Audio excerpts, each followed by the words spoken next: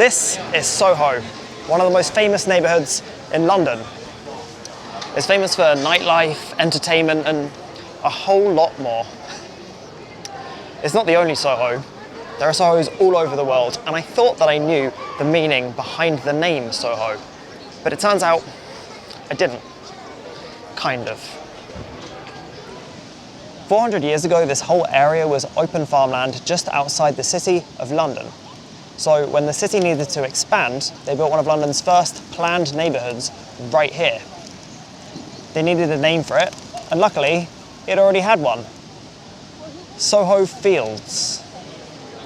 Some people seem to think Soho means south of Holborn.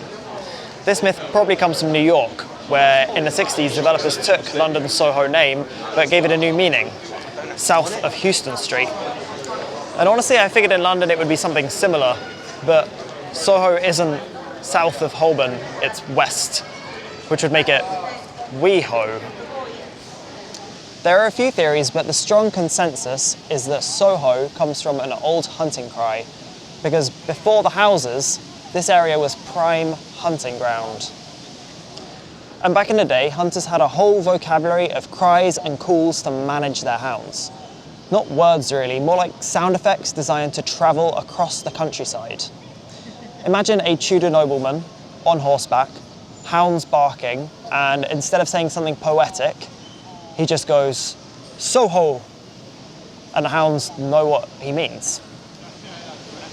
Ho on its own meant stop or pay attention. Tally-ho is actually borrowed from French, and it meant I've seen it. And Soho meant there it is, go get it. None of these had any linguistic root, they're just functional sounds. And one of those sounds stuck, Soho. Its first written use was in 1636. The farm became a neighbourhood, and the neighbourhood kept the name. Over the years, Soho developed into the crazy place it is today. And while most people probably wouldn't recognise the origin of the word Soho, the name is still in use today. You'll even see some buses nearby headed to Tally-ho, complete with an exclamation mark. So in the 60s, you got New York Soho. Then in the 90s, you got Hong Kong Soho, which meant south of Hollywood Road. In both of these, you'll see capital H's because it stands for something. And then all of the other Sohos in the world seem to be named after London's Soho, so no other meaning. So whatever its original meaning, similar to Piccadilly, Soho has become branding.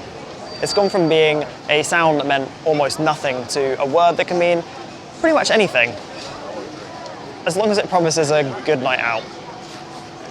There is an unbelievable number of pigeons here.